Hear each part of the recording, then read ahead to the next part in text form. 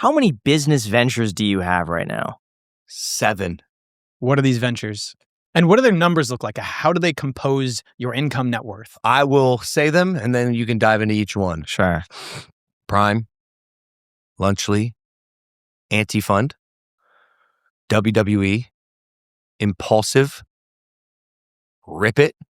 I guess my YouTube channel. Yeah, my vlogs. Mhm. Yeah. And then this isn't a business venture, but as far as like how I value or like divvy my time, my family is like very high on that list. Obviously, it's my family, so it's number one. But as far as the time divvying up, those are the 8 things. What surprised you in terms of being the most lucrative? Yeah, like I don't know. Money's hard to make, and none of it is like coming easy, bro. Like it's hard. What's the hardest part about it? I will say the first thing that comes to mind is with Prime and Lunchly, being that we have entered the CPG space where there are legitimate corporate giants, right?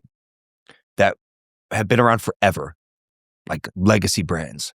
We have found it both a blessing and a curse to be the underdog represented by influencers. You know, me and KSI at the end of the day, like boil us down to like what we are. We're creators. We're content creators, which is a blessing because it allows us to surprise and shock people and like flash back to when Prime first came out.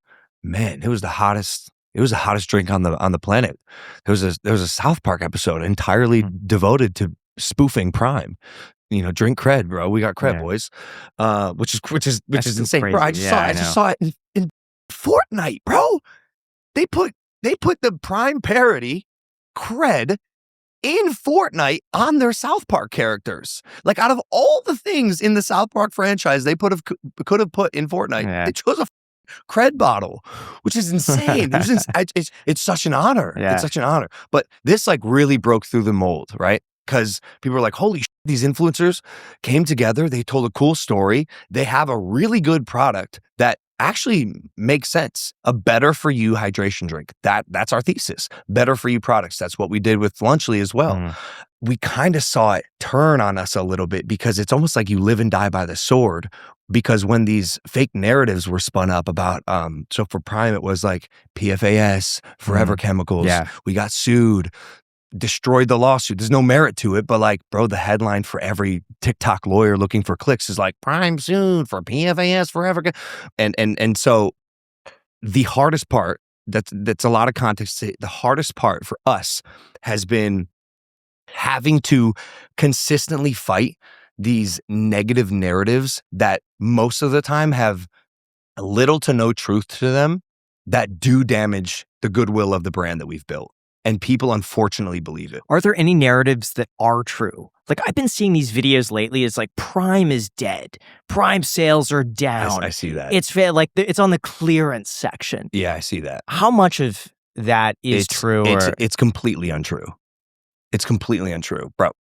If I told you the sales we were doing, you'd be shocked. People still see the value in our product because it tastes good and it's better for you. Like I genuinely see people drinking Gatorade. I'm like, what are you doing? Do you ever think there's other brands conspiring behind the scenes to try to like, hey, let's knock Prime down a little bit? I will say, I found it a little odd when Senate Majority Leader Chuck Schumer was making a press conference about an energy drink that happened to be called Prime. It seems a little weird that the Senate Majority Leader would take time out of his day to address an up-and-coming influencer product called Prime. It is my opinion that there was some behind-the-scenes lobbying going on by big corporate giants that saw the disruption that we were causing in the market and came up with an incredibly creative way to disrupt the uptick of our brand. To me, it seemed like maybe there was this like parental confusion between this, the energy drink, and that what you're drinking. And then the parents are buying this for their kids who are like 10 years old, and then they're getting wired at school and sharing it with their friends. And like that's how I interpreted that. We are in the stance of we've done a lot to try to differentiate the products I mean, one comes in a can, one Correct. comes in a bottle. One is marketed as 18 plus, the other is not. One says energy drink on it, the other says hydration. I'm curious, Google estimates your net worth at $150 million. Is that accurate? And where do they get these numbers from? Where do they get the numbers from? I don't know. That's not accurate. Okay, we're going to guess. Okay. Okay. Are we talking liquid or are we talking What I think is that you might have 80 to 90 million liquid. That's what I think.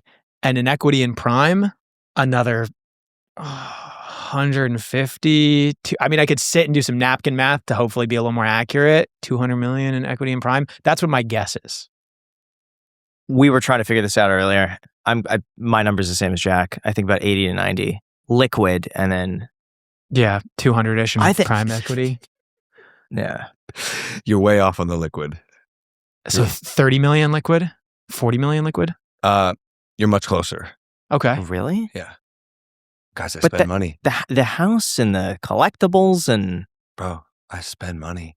But tax, you don't even pay very much in tax. I spend money. I don't know what to say. Okay, well, we got to get into some of the spending because that's honestly surprising. I thought that for sure. What's the point of having liquid cash? Margin of safety, I feel. I'm not talking margin. I'm not taking like cash. I talk investments. I can take stocks, safety, brother. That bonds. Nope. A few treasuries. Nope. Do you have stocks? Nope. No way. Are you kidding me? Mm-mm. Do you have a financial advisor? Yeah.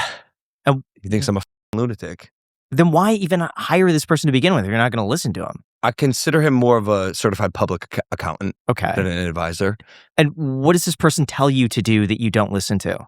Everything.